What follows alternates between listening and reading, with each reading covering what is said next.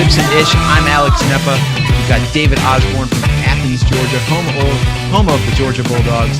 David, welcome to the podcast. How you doing? Man, I am doing fantastic. I'm glad to be here, man. Sipping on this great drink. So this might be a summer staple here, man. Like I played around with like 4 or 5 versions of this, including actual peaches, and then we have to ship these out, so peaches probably aren't going to travel too well, especially to Georgia. So yeah, I'm digging this last result. I'm a fan. Yeah, I'm liking it a lot. I like it's not too sweet, which I really like. I got, you put in a red diamond sweet tea. Yes, that's a staple here. Used to it. It tastes like home. They say that South Carolina actually produces more peaches than Georgia. Okay. But we're still the peach state, so hey, I'll take it. Yeah. This is great, man. This is Captain Google Tourism speaking here. So I did I did my best. I did my research, dude. What a fucking day today! It's I'm sure the weather is beautiful in Georgia, but here in Pennsylvania we've got just ass loads of snow every day. It's like 3 or 4 inches. It's ice. I mean, God bless the people in Texas right now. We're going to be airing this a little bit after this takes place. But man, it's brutal. So my daughter was home all day with a daycare like being closed. So it was a snow day, and man, this drink hits home. But you've got a 2-year-old and you got a 9-year-old and 11-year-old too? Yes, and they are virtual school. They've never been to school this year. They've been virtual school the whole year. And my wife, God bless her, she has picked up all the slack from the lack of events this year since, we've been down so much. She decided to step up, and so she's very gifted with children, so she decided to watch a bunch of toddlers this year. And so we have somewhere between 3 and 8 children in our house every day. Every day? Every day. I don't watch most of them, but I'm here for it. I walk through the kitchen and there's little toddlers running around talking to me, and my 9-year-old's asking me to check his math work. So it's like, I try and keep my head down, just walk quickly so that I can. So is this an official daycare, or is this kind of like just a babysitting thing? This is an on and off babysitting thing. It's more like a mother's morning out, kind of like, drop your kids off for a little while. Two of the kids are actually kids of local florists. So that's how we know these 2 ladies, and they kind of found out that my wife was watching some toddlers, and they're like, "Hey, you got room for 2 more?" Leading up to a busy wedding weekend, she's like, "Bring them on," So yeah, I applaud her for making it work this year, because it's been, it's been crazy. Yeah, I mean, that's the entrepreneurial spirit right there. I dig it for sure. I mean, I probably don't dig like 7 or 8 toddlers running around, but no. I mean, God bless her. That's dope. Yeah. And you're in your garage now. Do you have like a home office? Sort of. I've got a desk in our room. It's not ideal. I used to have a home office, and then life just kind of ramshackled the whole thing. Of course. And so I've got some quiet hours in the morning, kind of until lunch in there. I've got computers, studio monitors. I'm able to actually get some real work done. Afternoons, I get moved around. I'm moving around. I'm sitting at the dining room table. I'm running errands, going to the warehouse, meeting with people. I try to get out of the house in the afternoon, so it's not an issue. And then I can kind of get back after like 4 or 5. So I guess we should give everybody kind of some background on yourself. I mean, I'm introducing you a little bit before the podcast on the audio version, but the YouTube version goes up unfiltered. So you're from Athens, Georgia, home of the Georgia Bulldogs, and you own a DJ company. Tell us a little bit about that. Yeah, for sure. There's three brands. We've got Sound Insight Productions, which is our signature brand. That's where you're looking at, probably a lot of your listeners have brands that are in that ballpark price range and similar offerings. And we're producing standout events and just doing, kind of shaking up the market with that brand. And that's kind of what, if I'm going to DJ, that's the brand I'm DJing for and under. We have a second, what we call a budget brand called the Athens DJ Service. The name is indicative of how simple it is. I was like, great for SEO. Yeah, exactly. It's actually, the budget brand is beating the signature brand on Google now, and I'm a little bit pissed about it. I'm like, I mean, it's good, I guess, but I'm like, man, I don't like it like that. And then we have a photo booth company called Off the Wall Photo Booths. And the top brand, Sound Insight's been in business since '08. So what's that? Okay. 13 years, I guess. Yeah. The budget Impressive. brand is a pretty new thing. Started in 2019, just kind of off an idea from a business coach. Photo booth about 4 or 5 years. Okay. Yeah. Now, are you a University of Georgia alumni? What brought you to Athens? I am, man. Originally from Tampa, but grew up in Metro Atlanta in the burbs. And okay. So I know this is going to air out everywhere. I had my heart set on being an engineer. I was going to be an engineer. I was going to go to Georgia Tech. My sister went to Georgia Tech. Most of the kids I went to high school with loved Georgia Tech. And then I fell in love with music a little too hard, you know. I played trumpet in the band, and I got really good at the trumpet, and I ended up it took over my life. You know, I loved it, and Tech doesn't have a music program. So Okay. University of Georgia does, and we have this crazy thing, the Hope Scholarship, where if you're in state and you've got at least a certain GPA, you go to school for free to a state school. So I was like, you can't beat that. That's what brought me to Athens, for sure. So did you go to school for music? I did, yeah. My degree in music education. Wow. Wanted to be performance. My mom had a little something to say about that. She's like, you know, you need to actually make some money out of school. So I was like, all right, I'll get an education degree right on, and ended up student teaching my last semester to fulfill the degree. And I actually loved it, man. I didn't expect to love it. I was kind of just going through the motions to finish out school, and found out that kind of tapped into a part of me that I loved. I loved working with kids, and I loved kind of just doing what I wanted during the day. Like I loved being able to use music in that way to have fun, and I just never knew it was that kind of career. So I kind of fell into it and did it for a long time. So now talking about the DJ side of things, did you DJ at all in school, or was that something that happened afterward? Afterward, man. And looking back on it, so the life of a music student, if you're a pretty serious music student, is, I mean, you don't have too much of a life outside of that. I'd say, I mean, I was in a practice room probably 6-7 hours a day outside of class. And so, I mean, that was my life. And, I went to parties and everything, but they were just at friends' apartments. We weren't going out downtown too much. And then once I was out of school, a lot of my friends were getting married. I was going to a ton of weddings, and yep. I mean, you know the drill. Like, I was just seeing just sloppiness everywhere. I was seeing just nasty, just awful, unprofessional, just joke DJs. And I remember like turning to someone at one point, because I was the guy who burned the CDRs, at the parties. Yep. And they were like, David, you're pretty good with music. Maybe you should do the next one, or so and so's getting married. And I was like, oh, bet, let's go. And so I jumped in and never looked back. I freaking loved it. Just fell in love right away. So you started off with weddings in the DJ field. Started off with weddings, and then I kind of worked backwards, I guess, from probably what your model is and what you guys have set up in Pennsylvania, where I started with private events, and then I kind of worked my way towards clubs. I like taught myself how to mix through YouTube, and just with my musical background and listening to a lot of mixes. I remember listening to my first mix show and being like, how the fuck did that even happen? Like, is this a radio mix show? Yeah, I was like, how is this even being done? I had no idea about edits or anything, and just kind of landed into it again, and started doing some bars later. When I was getting close to 30 years old, I started doing bars. So, yeah, man. Yeah, I did it backwards. And you and I are very close in age. We won't reveal those numbers here.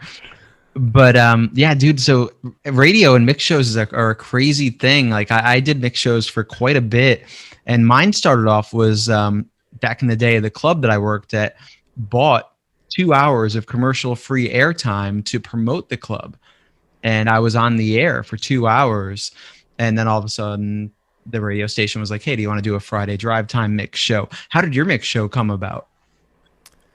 I just started making them to get into doing bar work because no one would take me seriously. They're like, hey, who's this old dude who won't work for beer? And I'm like, but he wants us to pay him. Like, he's used to making money. Like, who is this joker? And I'm like, well, I actually know what I'm doing. I can actually do this. And they're like, well, prove it. And I was like, well, okay. And at the time I had a house with a basement, and so I had a little basement studio, and I started with trying to do it live.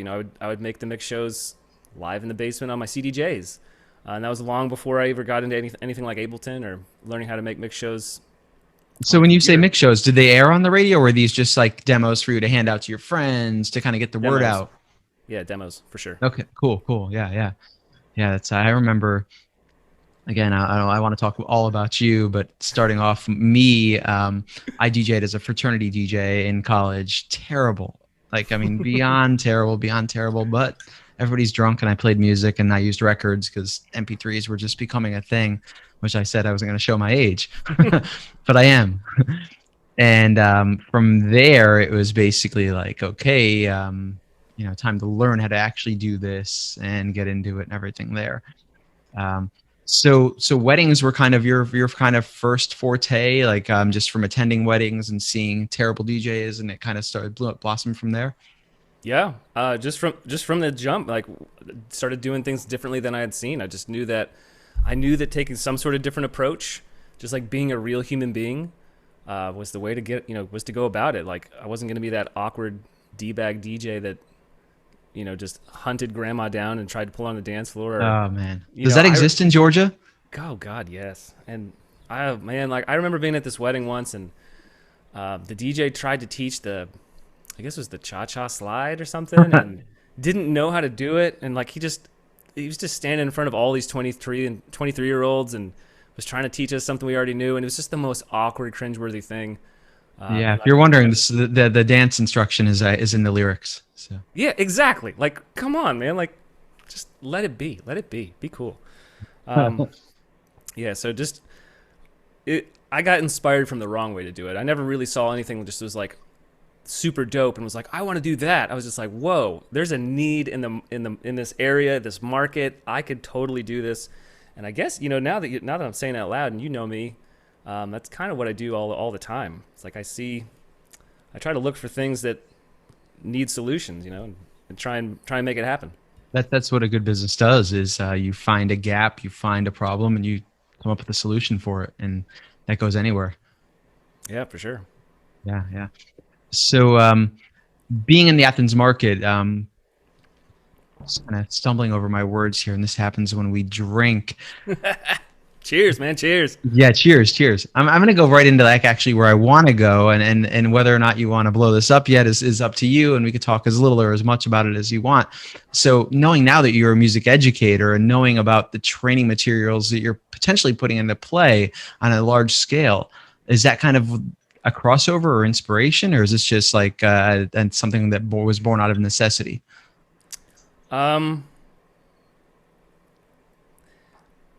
I would say that the phrase that I use all the time when I kind of describe why I do a lot of what I do, like a lot of the nerdy, dorky, techie things that I end up doing are all born out of necessity. There was like when I taught music, it was like, hey, I want there to be an honor chorus for kids in the county. Well, there isn't one. So if I want to bring my students to it, I have to create it, and that's just kind of how everything's gone. So if I want there to be a really dope training resource for my DJs and it doesn't exist, I have to make it.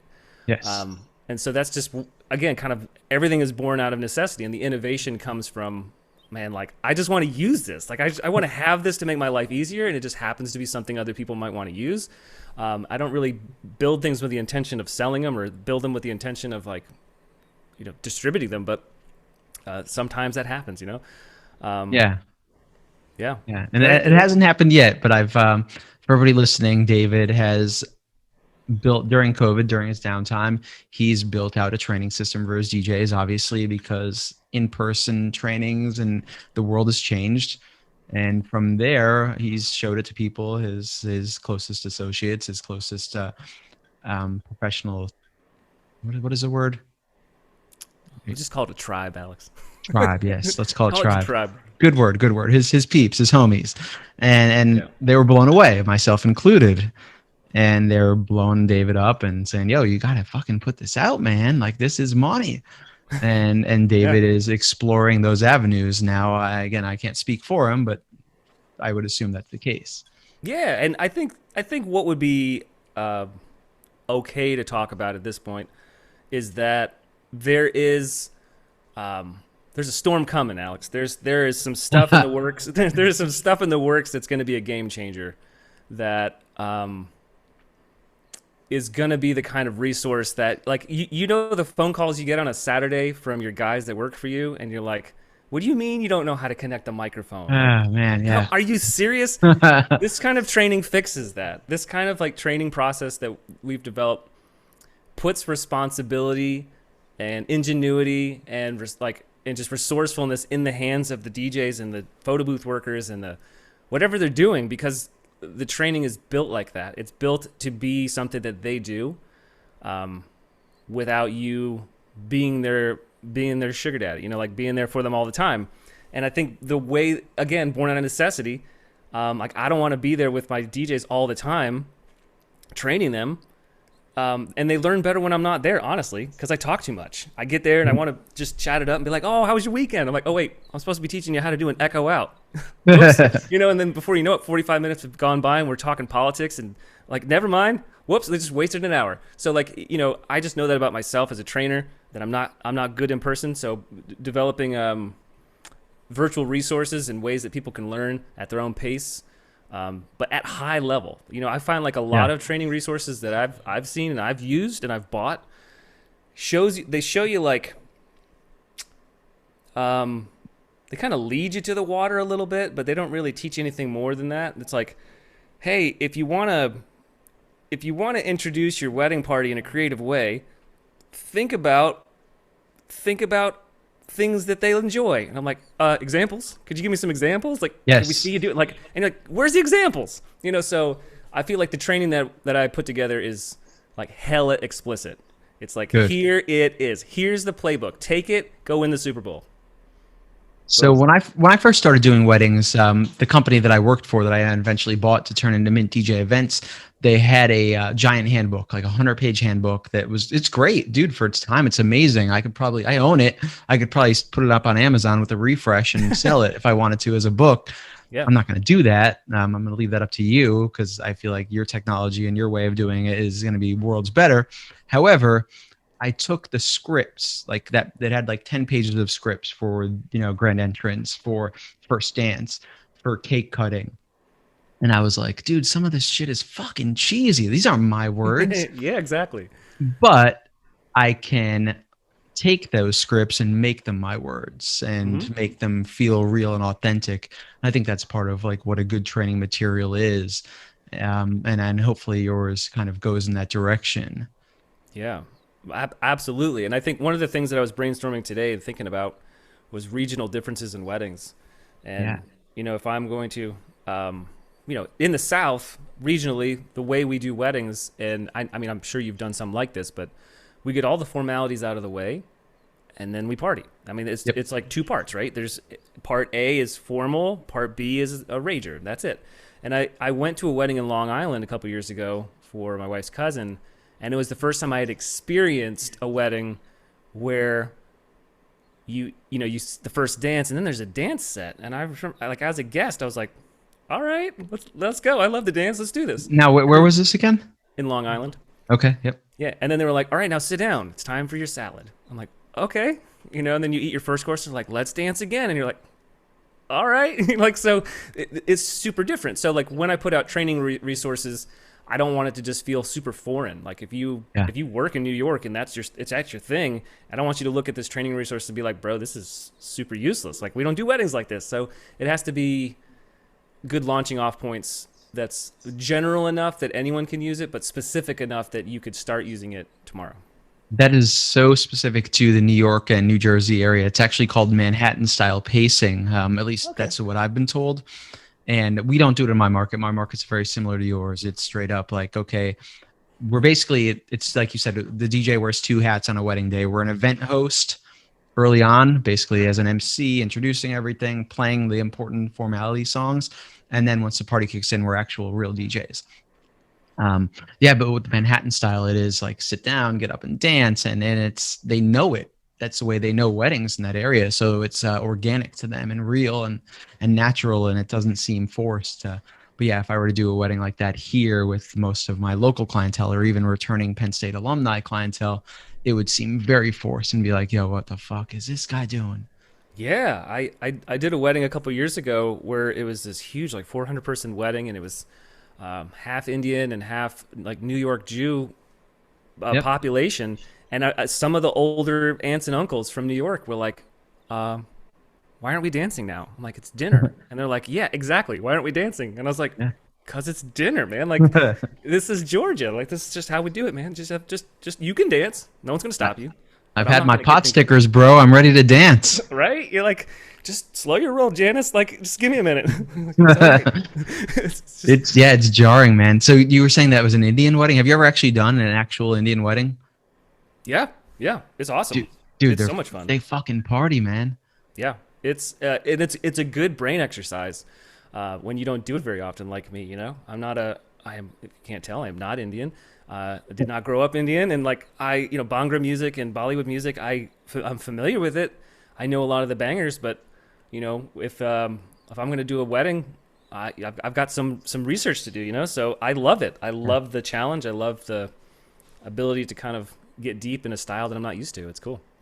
I've never DJ'd an Indian wedding that hasn't been a rager and a half. Like an epic rager. Yeah, They're they're great. awesome. Yeah.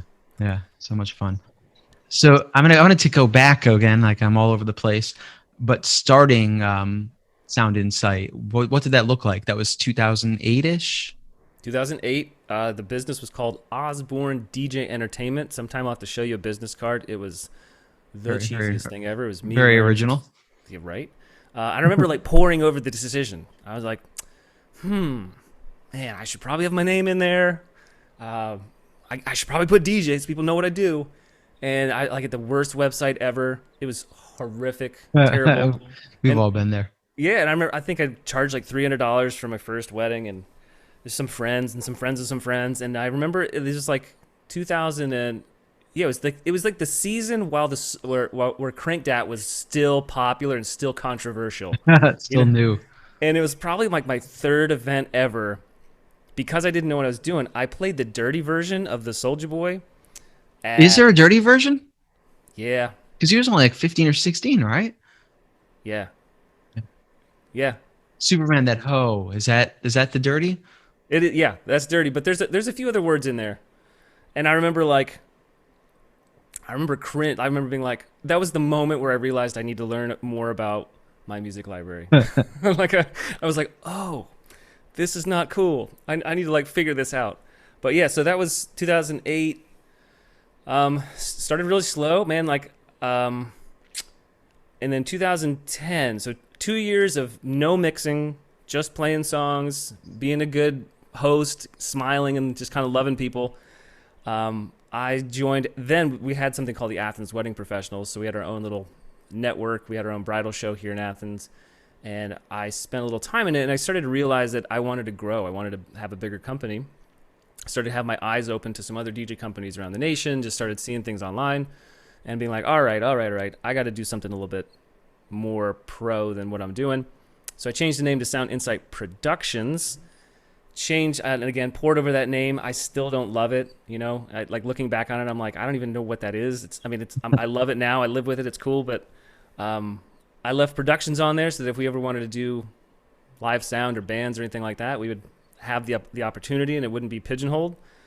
And then, yeah, it was just me for years and years and years.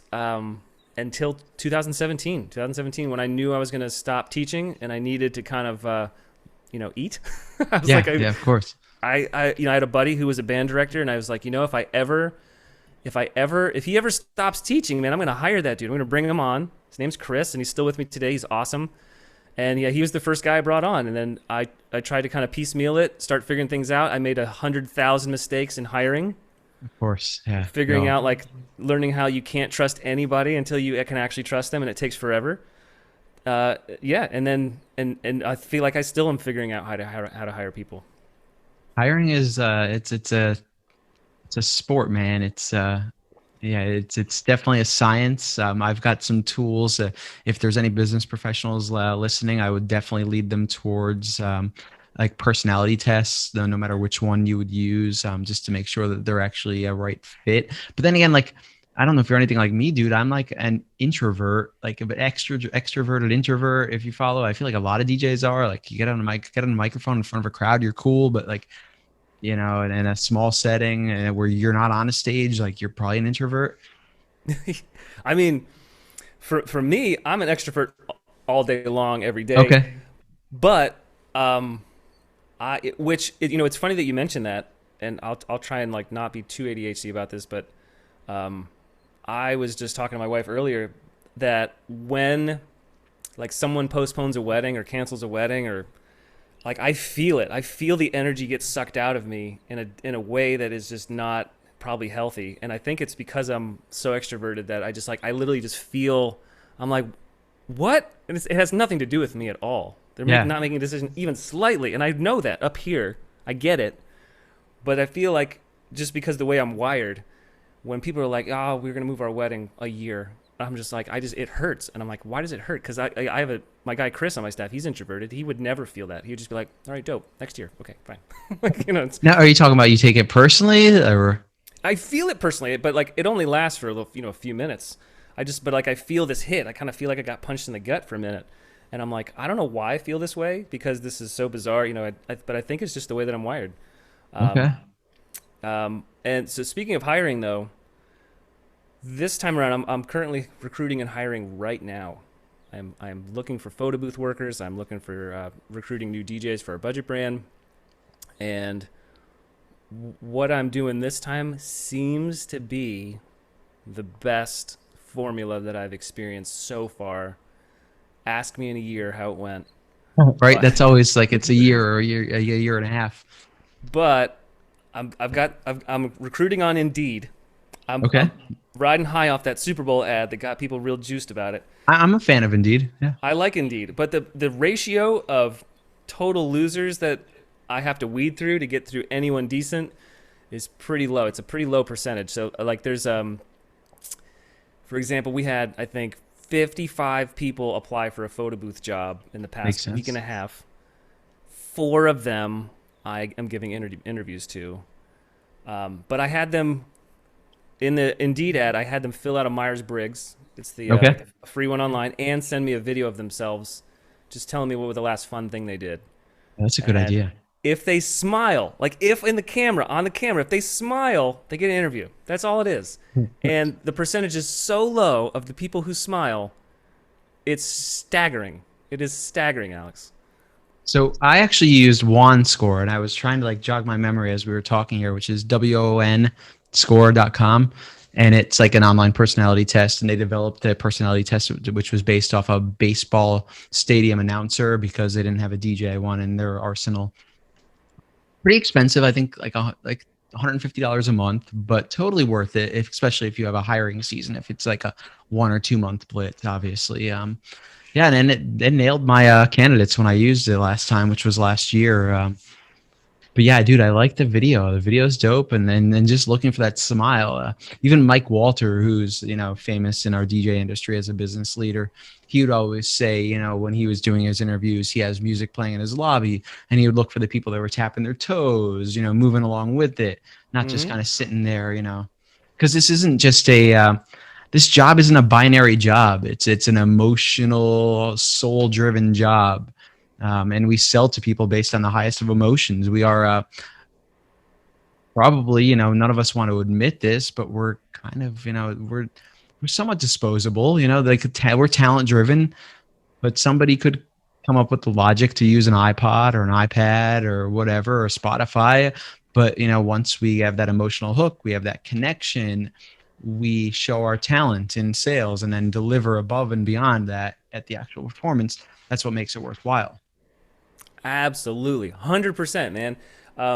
It was a few years ago when I think it was like 2016, and I remember like some of the technology was really starting to advance, and there was more and more DJs in the market, particularly my market, that were just really underqualified, but they were getting work because the gear was cheap, the barrier was lower, and I had kind of this big aha moment that it was like live music, live bands, live musicians will never go out of style because you can't replace that. You can't A venue can't buy that. They can't buy it like they do uplighting. Yep.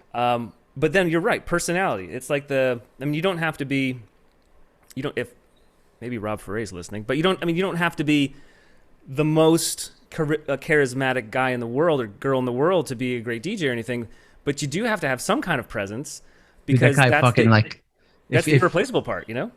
if charisma was something that like made clothing sizes bigger, he'd fucking have clothes that were too tight because of his charisma. Yeah. Yeah. And Sorry, like, sorry to interrupt. I did not mean to interrupt there. no, you're good, man. You're good. I love it. Um, and obviously, like great mixing is important, and we believe in that, of course. Like at the end of the day, like some of the best reviews, some of the most heartfelt thank yous are because of the personal connection. Of course. Not because of the mixing. And you're like, man, don't you remember that really? Like, no one, you didn't mention that dope transition I did at your wedding in the review. What you talking about? Like, you talk about the thank you card I gave you. Okay, I get it. Yeah. I mean, it's developing a friendship, developing a relationship. Again, it's a wedding. It's like one of the most special days of somebody's life up until that point. And you're there, man. You're there, and not only are you there, but you're facilitating and conducting the energy in that room that night. So it's something really, really special. And a lot of people don't realize that until they actually experience it, and they might not be able to pontificate it, I guess, in those words, but that's the case, I guess, for a lot of us, and that's why we believe in what we do.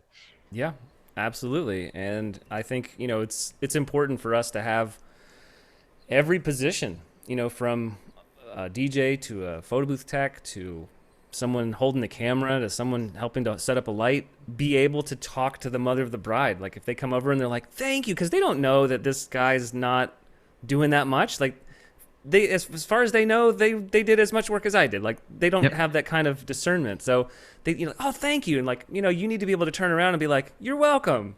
And that smile. And like, if you can't do that from the beginning, you can't train that stuff. So you got to have it. The correct term in Chick-fil-A language is my pleasure. Yes, my pleasure. Chick-fil-A, that is, you've heard of That's a God's Georgia country. company, right? It is a Georgia company. It is, you can go, someday, next time you're in Atlanta, I'm going to take you to Truett's. Truett's is the original. Well, it's not the original, but it's a sit down Chick-fil-A restaurant. You can actually sit down, have a server, and get your Chick-fil-A served to you on a plate with a fork and a knife. The last time I was in Atlanta was my 21st birthday. I ate at the Varsity Club, and there was a shitty little strip club that I went to. Really, really shitty little strip club. And Claremont Lounge, probably. No, that's not it. I would know it. But the Penthouse Pet of the Year was there that night. I was very, very excited by that. Hopefully, you're not too Christian for that. I am not at all. You're good. But yeah, it was and Andy Sue Irwin. I'll never forget that name. And I had no idea who she was at the time. But 21st birthday. So what you're saying is the chance of you being in Atlanta anytime soon is not very high. That's what you're saying. no, dude, I'd love to go to Atlanta. I don't want to drive and that's fucking traffic again, man. But like and I remember I would take the loop from Atlanta to what is it, Birmingham, Alabama. It's almost like a straight shot on the highway, right? Yeah, Yep. Yeah. So, Atlanta's way different than it probably was the last time you were here. It's a really cool city. I mean, it was great then, dude. Yeah, It's even better now. It's Yeah, it's a really great city. There was a time when I was younger where I was like, Atlanta's fine, I guess, whatever. I'm just real proud of Atlanta now these days. Good, man. That's good. So what if I've been so you started the business in 2008 and obviously DJing a wedding for $300, it's part-time, you're a teacher full-time. When you decided to make the jump in 2017, we've got like 3-4 short years there. What have been some of the low points? Over the past 3 to 4 years? Or any of the time, I guess. Yeah. Well, I mean, what have you ever had a point where you're like, oh man, fuck this, I just got to stop? Yeah, well, I mean, it would be tied to personal life probably, but I went through a divorce in 2012 and 2013, and so that, I think my 2014, I think I had 10 events because I put almost no energy into DJing, and it was one of those times in my life where I was kind of at a crossroads, right? It was like, I either need to put all my energy into teaching and like maybe go get a master's degree and try and make some money doing it. And, I had a few things cooking on that side. Like maybe I can write some materials for that and sell that. I don't know. Or I need to go full out with DJing. I can't do both. It was that moment where I was like, I've been kind of burning the candle at both ends, like a 40-hour-a-week job where it's high energy, like you're on your feet all day, you're entertaining little kids, and then and then working on the weekends and like running a business at night. I just knew I couldn't keep doing it, and so it took me about a year to figure it out, to really get behind what I wanted to do. And then around 2015, I was like, all right, I'm going to go all out with this DJ thing. And it took me 2 years to get it up to a place where I could stop teaching, and replace the income. Yeah. But that was a low point for sure, just in terms of like, is this something I want to do? Because but that was also just kind of me at the time. Other than that, I would say that over the past several years, and I don't dwell on these things, so I don't want it to sound like that, but Sure. I try a lot of things. We try a lot of different ventures and ideas, and then unfortunately, and you can probably relate to this completely, I didn't go to business school, so everything I learned about business, I just kind of figure out along the way.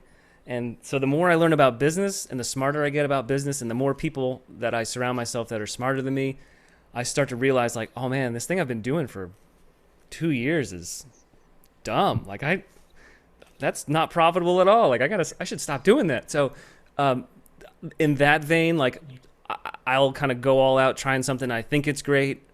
And then it's like, well, I should probably move on from that, Dude, there's a lot of people like, if you look at groups like Think Tank or even like a Monday morning meetup group that we're in, there's a lot of people that like you look at from afar, like, and I've looked at them, people that were kind of retired as active DJs, but own DJ companies.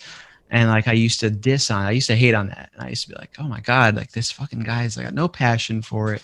It's just running a soulless business.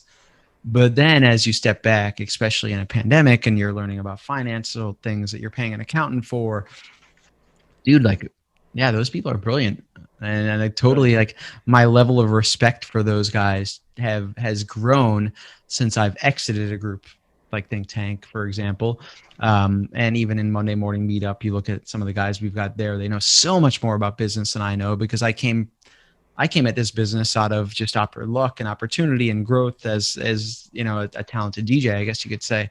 So, and then like I had to learn the business part of it backwards, and it hasn't always reaped a profitable benefit for me. Yes, and I think that's probably been the biggest lesson I've learned in the past 2 years, is been that like multiple, because I used to kind of hate on people that like I'm not going to name any names, but like DJ companies that are just cheaper, that are like multi-ops and they're just running this thing, and I just be like, man, like why would you want to do that? Why would you want to have a DJ company that doesn't, try to be the best? Like you should try to be the best. And I start to realize like, man, that business model is extremely profitable. No kidding, and, right? Like, why would you not do it? But you could also, and that's why we're doing both. But there's like, it's your market. It's like your market. You got to understand what's around you, and like you're in state college, right? And so yeah, our markets are so similar. I'm sure that I don't know what's around you, but like anything around Athens is just farmland and barns. Yep. That was actually, I was going to go to that, so I'm glad you did. So is the majority of your business alumni coming back to get married where they went to school, or do you have a decent local business? So I'm going to just split it up, and then maybe this is your example too. I don't have a budget brand. I've considered it. I actually own the trademark to a brand that I bought and turned it into Mint. So it's always like in the back of my head, what if I use that trademark I already own and created a budget brand out of it? Do you have like, so for my case, the couples that come back to Penn State usually have a decent budget. They want that experience. They want somebody they know from when they went to Penn State, and that's me and my DJs. But then there's the local market, which lower budget, it's growing, but I feel like that could be a budget brand opportunity. Is that kind of what you look at, or is talk a little bit about that? Yeah, for sure. I would say everything up to 2019, I can classify as one demographic, and then I can kind of tell you what's been changing, and why it's changed in the past 2 years. But pretty much everything up until 2019, when I was charging, and I was charging around $2,000 or so for myself as a DJ, which is Definitely on the high end, if not Sure. one of the highest prices in the market, if not North Georgia. Um, and it was mostly all University of Georgia alumni. I would say 90%. And I was working a lot within an hour of Athens. There's some really cool like industrial venues, cotton warehouses and old just, processing plants and things. They've turned into really cool industrial venues all within an hour of here. And, that was mostly what I was doing. But there might be like 3 or 4 wedding venues in actual Athens proper that I will work at, even though there's maybe 20 actual venues in the town. There's only like 4 or 5 that I actually regularly work at because it's the only ones where my price point fits in with their couples. Yep. And then if I want to work anywhere else, I've got to drive 45 minutes to the next little town where there's one wedding venue that's kind of cool. So part of the market research I was doing to kind of start that budget brand was looking at everything in between all of that, and realizing that, I'm making these numbers up, probably 75% of all the venues around me are never going to book my signature brand. And it's nothing against them. Wow. They're all wonderful, awesome people. It's just not a priority. It's just not something they're going to spend their money on. And I'm like, yes, I want to use a budget brand for XYZ reasons. I want to use it to train new staff. I want to be able to, just serve other markets. But I mean, the more you get to know me, the more you'll start to like really get to know that I love everybody. We're super inclusive. We love, I worked in a low income school for 13 years. Like I love our local community, and like, I just feel the need to serve our community, and my signature brand's never going to do that. Like we do it on a nonprofit scale, or we do it with corporate events, or we do it in that way. But people that live in Athens aren't necessarily hiring us. If that makes sense. Yeah. No, it makes a ton of sense. I 100% relate and have the same experiences. And it's a lot of it's education, a lot of it's growing that brand and growing their reputation, but you can't start at that high level on a non-wedding scale, I guess you could say, or a non-David Osborne scale.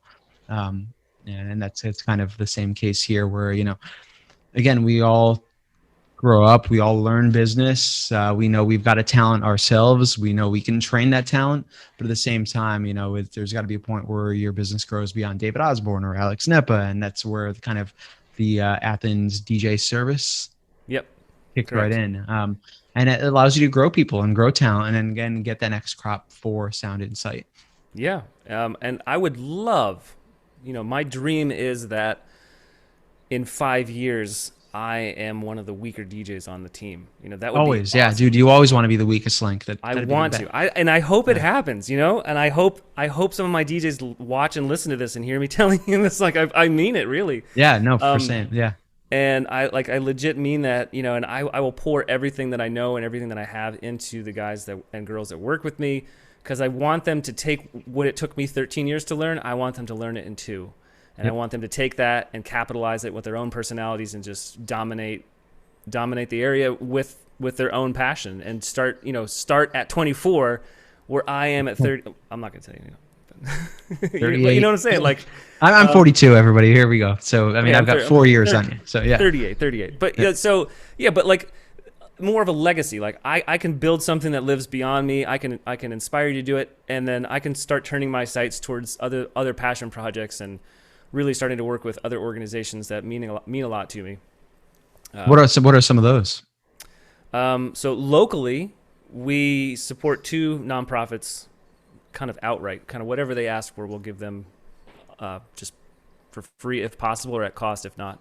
One of them is called Extra Special People, and they just did their biggest event last week called Big Hearts. It's a fundraiser, and so Extra Special People is kind of like the Tim Tebow Night to Shine. It's developmentally disabled kids and adults that are underserved in public education. And so I don't know if you're familiar with Night to Shine. No, I'm not. Yeah, so Night to Shine is it's like a beauty pageant basically for kids and adults with special needs. And what ESP does is they actually have a home base. They have a building with a gym and school and classrooms. And these are kids that when they go to school every day, they can't participate at the same level as their typical peers. You know, they can't maybe play on the same kickball team, or they can't play on the same baseball team as their friends because they're in a wheelchair or whatever it is. So this organization has every day, they have after school programs, they have summer camps, they have all kinds of opportunities for these kids and adults. And so Big Hearts is a pageant that they put on. And this year they went all virtual, and I was able to pull in Chris Hintz and Pinnacle to come and help produce it. So that was pretty remarkable to see that happen. So we love to support them. We do everything we can with them. And then the other one is called the Get Comfortable Fund. And are you familiar with Creature Comforts beer at all? Yes. Nice. So that's based here in Athens, just downtown. And it's a killer brand, absolutely killer brand. Their stuff is beautiful. As someone who excels in marketing branding like yourself, I think Yes. you would just... That's how it, yeah. Have you seen their cans? No. What do their cans look like? Oh my God. Like the cans are, I would say, the best part, but the beer's fantastic. It's beautiful. I'll have to, I don't think it's something I can show you right now, but like the cans are beautiful, Alex. Okay. And they put a lot of time and energy into it, but the branding's on point, the beer's on point, and they have an organization where they make it easy for people like me who don't know what's going on in the community to give to the community. So they will hold and fundraise, and then their task force will figure out the most needy organizations in town, and they will give all the money to them. Okay. Yeah, so we support them outright as well. Yeah, very cool, man. Very cool. And like as a DJ, I always I try to I'm trying to keep this podcast mixed, some DJs, some non-DJs, and I also want to see that can. I was trying to Google it while we were talking. It's too much, too distracting. If I got one in the fridge 20 feet away, I'll grab it if you want. Yeah, do it. Let's do it. Okay, I'll be right back. Cool.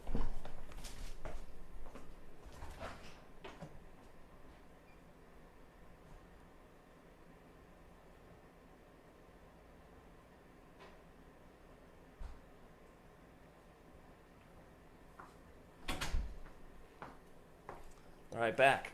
The joy of editing lets me edit out that part and nice. Bring all back. Right, so I've got two in the fridge. This one is the Classic City Lager. Okay. So this one's probably the most simple one. Plain, simple. This one is the Athena Paradiso. Yeah. So you got to see. You just got. You're a beer guy, right? Yeah. I'm an everything guy, really. Okay. Cool. But yeah, I do enjoy beer. I'd say spirits are my favorite though. Cocktails. Really? Okay. Yeah, for sure. Cocktails for me. Cocktails for me, dude. I was always straight bourbon, I lean towards ryes, and I always like tequilas. And then the girl loves spirits and cocktails, and we've been quarantined for forever. So I was like, fuck, I better learn how to do this. Forever is right, Alex. Oh my right? God. I mean, dude, after a month, it felt like forever, to be honest. But I'm with you, and I can't. I was impatient 10 months ago. Whatever I'm feeling now, I can't even describe. It's wild how resourceful we were, though, because I remember the first 3 weeks of this, I was like, oh man, okay, well, if we could get the nightlife gigs that we did, and then the Penn State clubs and bars, I was like, you know what, losing those for a couple weeks, so that's gonna hurt, but whatever. It's as long as it doesn't as long as it doesn't affect wedding season. And then we went from 96 weddings to 23. And I was like, you know what? We made it through that somehow, as long as we get to 2021. And now we're dealing with some, not a ton. I don't want to cause alarm or anything like that. Some, but a few postponements for that. And I think some of the postponements for 2021 are just people that are kind of worried about their guests flying in and things like that. So, you want to be empathetic to that and understanding, but at the same time, I just want to fucking get out and rock every goddamn wedding I can. Yes, and I put on a happy smiling face, and when people tell me they're like, "We're gonna have a 19-person wedding," and I'm what was the smallest wedding you've done this past year? I think 15, maybe. 15. I did. It was 30. Fun too, man. Was it fun? Fun in a different way. fun and in like a I felt stressed the whole night, but I was still smiling, kind of Like way. you feel like you've got to deliver like beyond, like first of all, for anybody listening that's not a DJ, it is way harder to DJ for 15 people, for 30 people, for 50 people than it is for 200 people. Oh, so much harder. Way harder. We It's a work our different ass thing. off so much more. Yeah. But yeah, like I think my smallest one was 30, and it was actually fun because it was basically the parents, the couple, and the wedding party. Mhm. And those are all the people that are going to dance anyway. So I mean, the dance floor is pretty damn full considering. So I Yeah. was like, oh yeah. I mean, once it happened, I was actually like, I was almost elated. I was like, shit, man, that was fucking dope. Yeah, and it's made me a better DJ. I think, I hesitate to just say that 2020 was a good year because man, there was a lot of tragedy and there's just a lot of crap Yeah, that happened. yeah, But if you some of the things that came out of 2020, like we kind of kicked off a little bit earlier about this training program that I'm working on, never would have happened without no, 2020, and it has yet to be determined where that lands. But I think it's like I said, it's a storm of brewing. But the doing live streams, like being on, we were doing for 3 months. We were doing like 2 or 3 days a week. I was on Facebook or Twitch or something, and learning how to perform for a camera right? has made me a better DJ because now I'm more aware of what my face is doing while I'm performing in front of people. Yeah, Whereas I don't think I was as much before. And like you said, these small weddings, the ones that normally I'd be like, oh, a wedding that's under 50, like yay. But now I mean, like it's kind of cool. A 30-person wedding, it's more like you're part of the family. for sure. And like you get to know people and they talk to you, and it's not just like a me and them, it's more of an us. And I think that's also made me a better DJ. It's made me kind of appreciate and respect the gravitas, I guess, or like the how No, no, how I important get that it. day is. And if you could translate that to the 200-person weddings and connect with more people there, it's just going to be even better. Yeah, it's definitely Absolutely. definitely kind of taught you a little bit about showmanship, but at the same time, like we always walk the line of showmanship without being cheesy, and I'm sure you do too. So you want to be careful. You always want to be authentic. Mm-hmm. For sure, for sure. Um, I got a quick question for you because I don't know anything about State College. Sure. And I heard one of your other podcasts, I think, and you were talking about the Alumni Association being so big for Penn State. Massive. Yeah. So being in an SEC college town that doesn't even recognize the validity of anything that's not SEC. By the way, like if you are not an SEC school, I promise you, the SEC culture does not even recognize that you're there. It's wild. It's just like, oh, Penn State. We know that that's a thing, right? Like, but we don't think about Penn State. I mean, I don't know how that is there, but what? Talk to me about like how big is that town? It's so the school is 40,000 people. Okay. The town, like, so it consists of like three or four municipalities, but the town of State College is about 160,000, maybe a little bit more now. So it's not giant, not tiny, probably a little tiny, but yeah, but the 160,000 counts the students. Yeah, that's about the same as Athens. Okay. Okay. Yeah. So with us, it's like, do you want to talk about the alumni network? Most of my even like out of town club gigs when I was heavily traveling were because of that. I played in New York City once a month at a really dope spot. Played until fucking 6 a.m. and that's the way the clubs are in New York. Like you go on at 11 or 12 and you play until the last bottle service table leaves, and you're like, oh my god, am I done yet, dude? Can you go home? Yeah. That's how much is left in that goddamn bottle. Oh my god.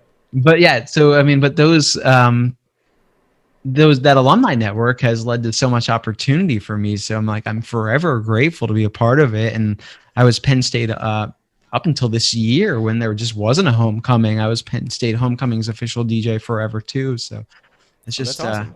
yeah, dude, it's been amazing and so generous, I guess you could say, just to be a part of all that. Yeah, and I bet you can probably pinpoint a number of connections from that have led to other things that have led to really big things. Oh yeah, yeah, Just from yeah. that one network. That's awesome.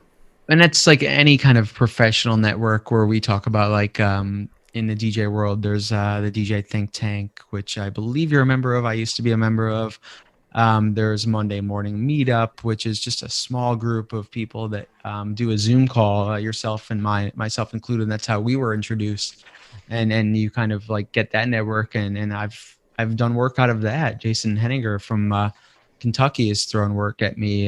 Digital Dave and I have known each other for many, many, many years, and we've bounced so much work off of each other. He's hired me to do clubs in Pittsburgh. He's come up here at Penn State. He's going to do weddings for me. So yeah, any kind of networking, I guess, is just clutch if you're authentic and real. It is completely clutch, and I think so much just like opportunity comes when you put energy into networking. Yes. And I was actually talking to my wife Whitney about this the other day, and I was like, before Collective, right? So before the DJ Collective 2 years ago, I mean, I knew who Dave Lander was. Yep. I knew who Drew Pierce was, but I never talked to them. And now, now I pick up the phone and talk to Dave, or just the ability to like have those resources and have those relationships will invariably lead to something at some point. Dude, relationships, like, directly or indirectly, and you don't know what it's going to be, and you don't know how, and you don't, but like just being connected and being real and putting energy into relationships will yield something, at some point. Yeah, people, it's awesome. People don't realize that. Yeah, and they need to, for sure. I mean, relationships are just they're everything in business, everything in life, even. So you said you got divorced in 2012, and I only know of what seems to be like a really like cool, happy, like ideal family, I guess. Without blowing smoke up your ass or anything like that. How did you meet your wife, Denise? So my wife Whitney. Whitney, I'm sorry. Yes. It's all good. It's all good. We taught at the same school. Okay. Yeah, so I was the music. Now, this is the cutest story you've ever heard, I'm sure. So get ready for the Friday fun feel goods here. So I was the music teacher at the elementary school. She was the art teacher at the elementary school. And when we got married, some years later, we got our principal ordained to do the ceremony because that's where we met. And the best man was the PE teacher. Just let you know. Shit. Yeah, man. I'll tell you what, it was very feel good, down home, cutesy pootsy. But yeah, so we had been friends for a long time, and just in different relationships and that sort of thing. And then kind of my divorce was happening, and I was just going through some stuff, and she was a great friend. And then, one day I just kind of looked at her differently, and I was like, you know what? And just, it's all history from there, man. Dude, that's the shortest story I've ever heard. I'm sure there's a lot more to it, but also like the coolest like boy meets world style wedding I've ever heard of you too. Yeah. We also got married in this is the most Athens thing ever. We got married in a place called Hendershot's. So Seth Hendershot's the owner. He's a friend of mine, and it's a bar, coffee shop, music venue in like the cool hipstery part of Athens. And we just packed the place out and just got married. Just married in a little coffee shop bar place. Coffee shop bar, like let's combine all the fucking cool things together. Yeah, and like we had like a little jazz trio that turned into a funk band that played. Okay. Got married on New Year's Day. Yeah. I feel like a lot of DJs use bands at their wedding, and I think that's like the personal bar is too high for a DJ. Like, I can't do a DJ because I'm gonna. I will say, if I was getting married now, like this year, I know plenty of DJs that I would trust. Right? At the time, I didn't. I mean, it was not that long ago. It was only 5 years ago. But the people that I was personally connected with and trusted to like handle the right vibe of that event, I was like, I don't know even who to talk to about this because like I don't. When was this? 2000. It was January 1st, 2016. Okay. Yeah. Nice, man. Congrats on 5 years then. Thank you, man. It's Flies by. It does fly by. It's flying by like crazy. So your 2-year-old, how's that adventure? It's an extreme adventure. That kid's got the lion's share of the athletic talent in my family. That goes for the parents and the kids alike. Look for him on Saturdays probably in his future. If I can keep him from playing football, then I've probably won life. But he tackles people, he climbs things, he's loud, he's funny. It's constant noise and constant activity. My older two kids, obviously they have 50% different DNA. My older two kids are wildly different personality. They're both very bookish, both very like, I have to like push them outside. I have to like, no, you should try and climb that tree. And they're like, I don't want to. Whereas my toddler's like, he's the one in the tree. Mama. Yeah. So like, they're super different kids. And then, yeah, I mean, toddler, you have dude, a yeah, 3.5-year-old. So you've been through everything you say, dude, everything you say, they're going to repeat. It took forever, dude. Like my little toddler would like say shit. I bump into something and I say shit. I'm an old Italian guy, and it's just like, and she would start saying it. So we finally got her to say sugar plums instead of shit. So now she's like, yeah, I'm going to take a sugar plum, or like, oh, our dog just took a sugar plum outside. Oh, I love that. It's much better than like a toddler saying shit. I think I might adopt that. That's or, great. And then when you're in a car and like you're like saying, "What the fuck?" You hear from the back in the toddler seat, "What the fuck?" So, yeah, dude, that's what I'm experiencing, and just like she's in the age now where she likes to screech. Mm-hmm. Have you experienced that? Oh yeah, very much. Screeching. Yeah, that is not something I enjoy. It's not cool at all, man. No. Yeah, my kid is like, he is full bore from 6:30 in the morning until 6:30 at night, and that he's ready for bed when he just loses his mind. Does he go to bed at 6:30 at night? He does, yeah. Wow. 7. Well, he's in bed at 7. Teach me your ways. Yeah, but then he wakes up at 6:30 in the morning. When does your kid wake up? 7. She goes to bed at 9. So. Well, she's also a year and a half older. Yeah, I guess. I don't know. It doesn't last forever. Like my older kids go to bed at 9. They're like. Dude, if you like, yeah, if your kid can keep on going to bed at 6:30, man, that means you and your wife have a life a little bit. Maybe not with the other kids, so. Life starts at 9. Your life definitely starts at 9 p.m. 9 p.m. Yeah.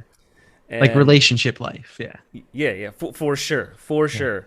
But when, like I said, when my older two were that age, they did not go to sleep at 6:30. No, like they're just different. This kid is just wired differently. He's like wants to go to bed at that time. God bless him. I want to go to bed at that time. So I mean, I feel him. I do too. I'm very jealous. But he's just recently. He'll be 2 in just a couple weeks, in the first week in March. So he's just now getting into that phase where like everything he says no to. Everything. No, the no thing is like I was telling you earlier, my daughter is like a split personality. She'll like cuddle up to me, eat some food, and like watch like cooking videos like that are totally above her head, or like cocktail videos that she's just like, oh look, it's daddy's bottles.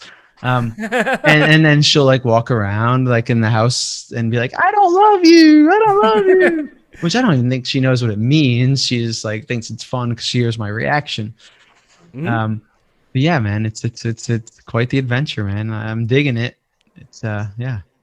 It is, man. It's a wild adventure. It is a wild adventure, and like now that we've prevented all of our listeners, we've acted as birth control for all our listeners here.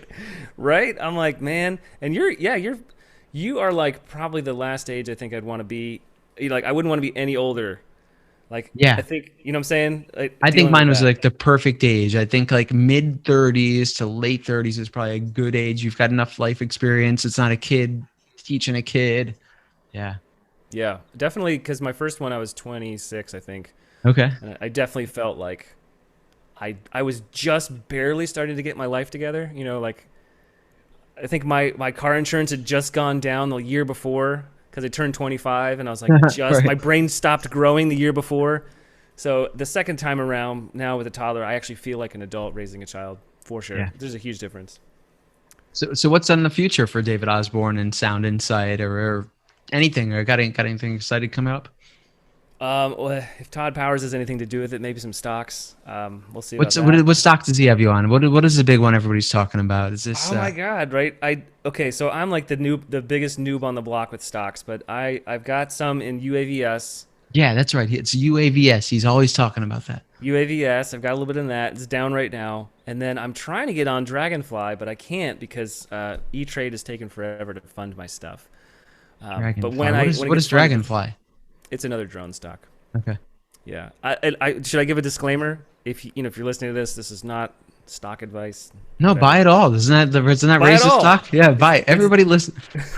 All it's dipping. 75 to 100 people. Everybody buy it. If it's dipping right now, that means you need to go buy it. Yes. And I was actually going to get into weed stock, and that was kind of my plan all along. And then I was reading some stuff, and I know you got into what I'm in 3 or 4.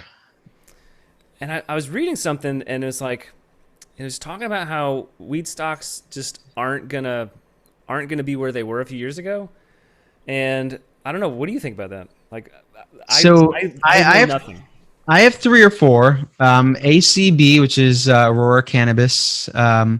MMMNF, which is a cannabis retailer that is across 3 states now. So when I was originally looking for like weed stocks and cannabis stocks, like it's all a crapshoot, and they're all basically penny stock territory. And I'm actually opening up my Ameritrade app here to like give my full rundown. So ACB is actually the most stable. That's up over $10, and it's up. Dude, it was up like fucking like 90% last Wednesday, and now it's up 15% since I bought it, and like it's not terrible. All of my stocks are actually up. MMNFF I got in at 15 cents, and it's at 45 cents now. So it's up 198%.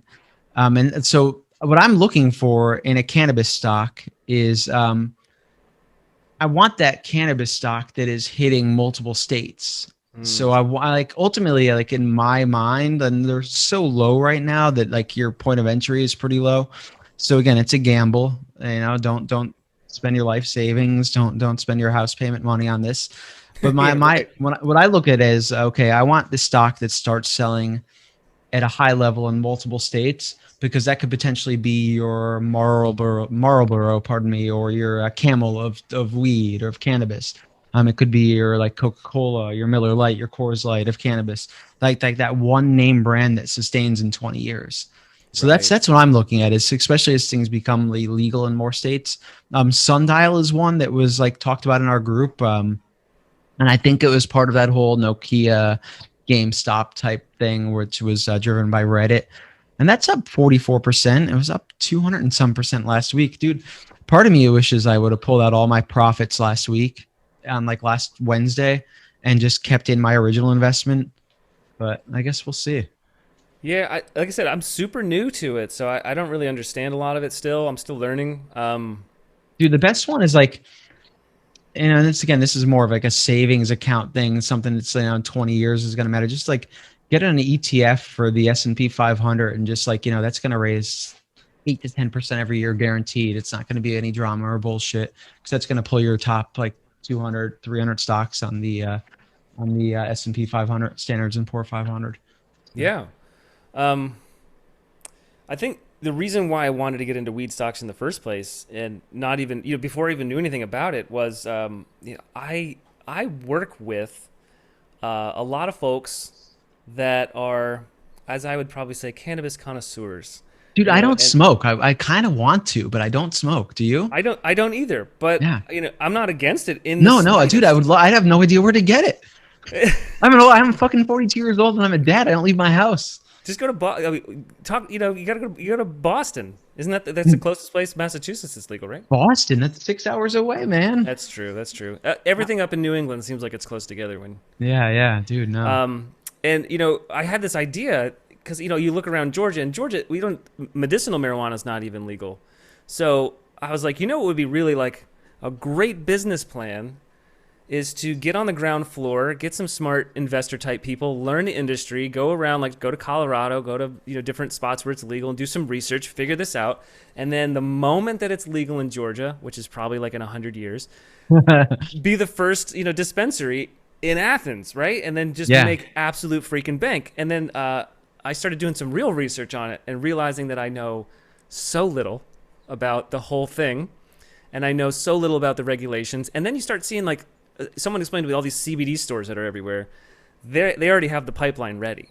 And I was like, okay, so this is never going to happen. I'm not going to. I don't know enough about this. I'm not in the game yet, so I probably should invest in these companies that do know what they're doing. And that's kind of what started me on it. So now, is Georgia a controlled state with alcohol? Do you have to buy from the state, or can you go to your grocery store, your gas stations? You can buy beer and wine from grocery stores. You can only buy liquor from a liquor store.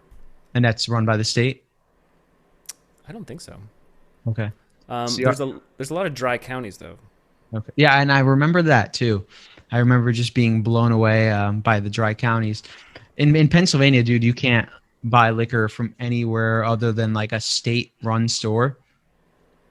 So it's called the dude. It's so, and that just like it's so hard to get good stuff. And just during the pandemic, they opened up our state to shipping liquor like in so I can buy things. So a lot of like the stuff on my liquor shelf or the harder to find things are things I'm grabbing from like a New York or another state like that. Oh, you're getting it from out of state? Yeah. Okay. When I saw you were getting stuff shipped, I thought it was like from your local joint. I didn't know it was from out of state, man. Yeah. Astor Wine and Spirits in New York City is like a go-to for just about anything other than bourbons. Bourbon, dude, it's a game. Like that's a fucking like things are so inflated in the bourbon world. Like it's like the hot trendy thing now. Yeah. And they've got these allocated bourbons, which is basically anything from Buffalo Trace, which is your Blanton's, Buffalo Trace, Sazerac, and it's so many other brands as well. It's just, dude, it's it's tough. And even this Evan Williams, this came from Astor Wine and Spirits in New York. Yeah, and that's what's in this, right? Yeah, and it's like a $30 bottle or maybe $25 bottle of bourbon. But if I were to buy this in Pennsylvania, in the rare chance I'd even be able to find it, it'd probably be $50. Oh my God, man. Yeah, so that's crazy. Yeah, the thing that we deal with here so much is that like, cause we're in the Bible Belt, that we deal a lot with the Sunday stuff. I don't know. This could be more than the South. I don't know, but like you can, they just a couple years ago started being able to sell liquor on Sundays. No, it's the same here. We are the South of the North. Yeah. Yeah.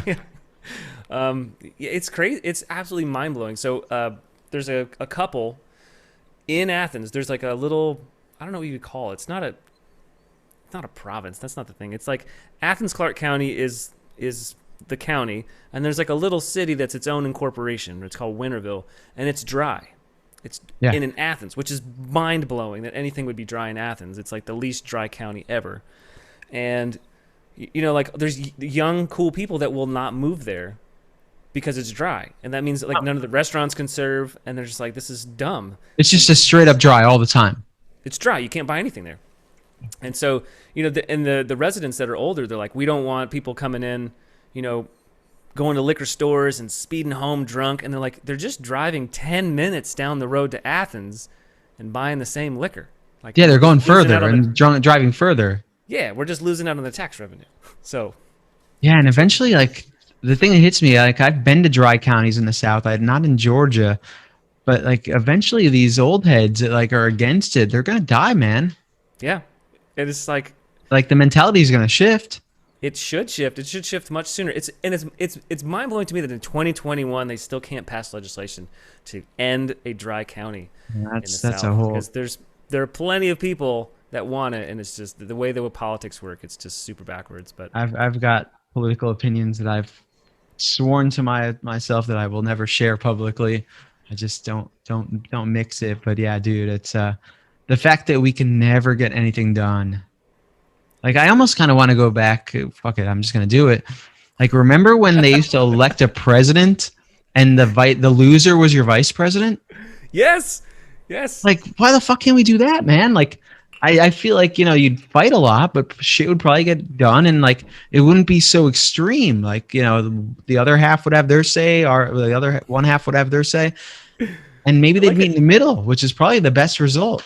I like how you say you remember when they did that, and it was like in the 1700s.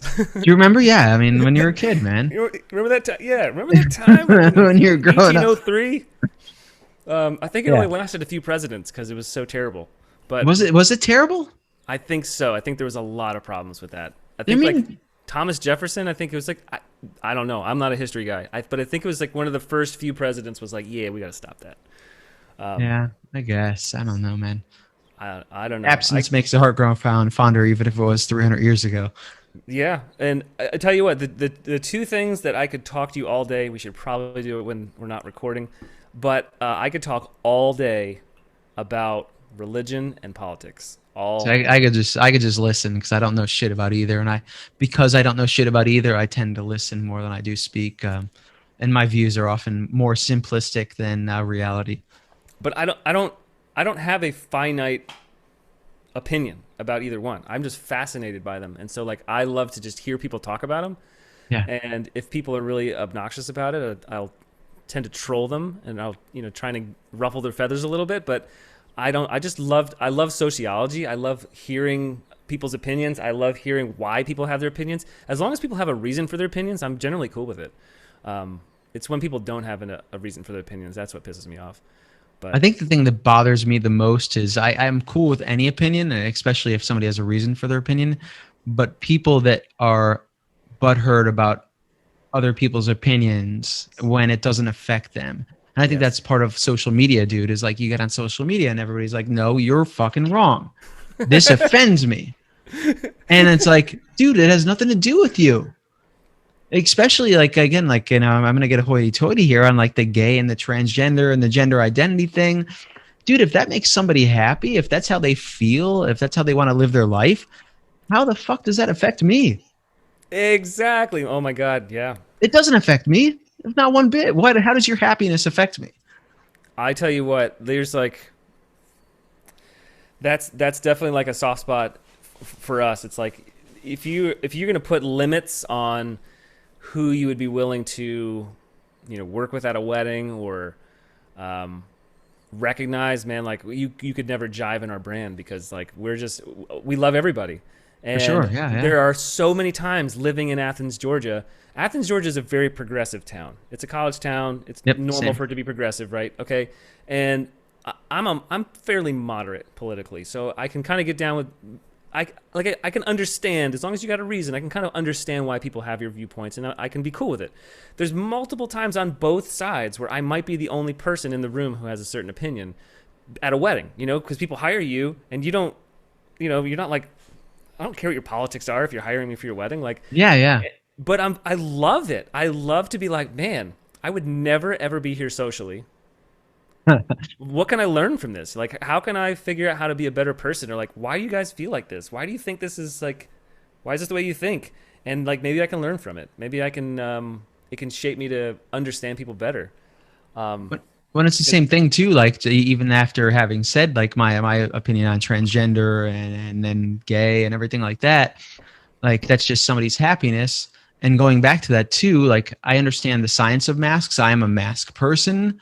I'm wearing masks in public. Like I get it, and I understand that it's legitimate science that they reduce COVID. At the same time, I also understand that it's somebody's wedding, and I don't know if you experienced this, but the few weddings I did, the mask kind of went away once the dancing started, and because it's your fucking wedding, dude. It's one day, yeah, and I get like that, like you're preventing disease and a pandemic, but these people just kind of want to forget that happened for one day, and I'm like, I understand that. yeah. I totally understand it, and Yeah. I don't. It doesn't bother me. I think, something I've talked to some other people about is like, you know, optics are important, right? Like Yeah. how you're viewed, and I think like your effort is important. And I think if you look like you're trying and you look like you care and you look like you really try to have people's best interests at heart, I think that's what most people really care about. But if I'm at a wedding and there's 200 people in the room in Georgia, and I'm the only soul wearing a mask, Right. I mean, there are times where I'm probably going to still wear it. Like if I'm walking through a crowd, I'm a vendor. I've got to make sure that the other vendors understand I'm trying to be respectable and maybe trying to adhere to their rules. But if I'm like talking on the mic, I'm not going to wear that. Or if like the party's just popping off and like I'm singing along and I'm getting sweaty, like I'm not going to be the only Joe in the room not wearing a mask to be part of that party in those moments.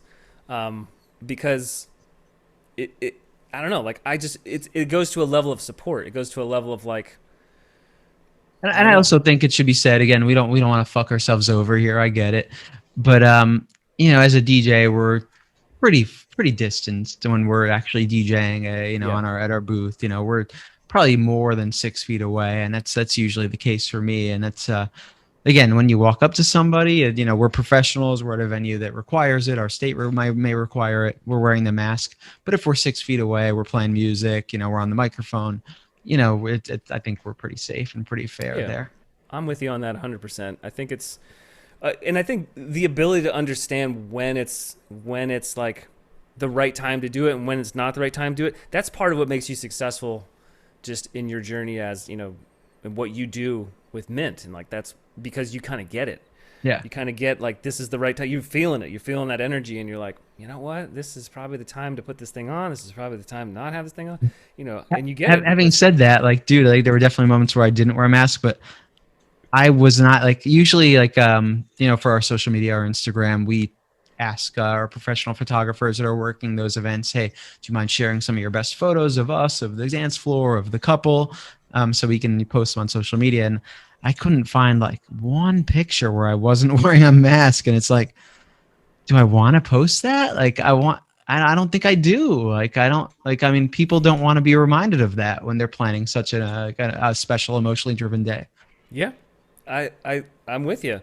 There was a couple that I spoke to just recently, and they were talking about there's a venue that's going to enforce distancing and enforce mask wearing at their venue this spring, and they're like, I don't.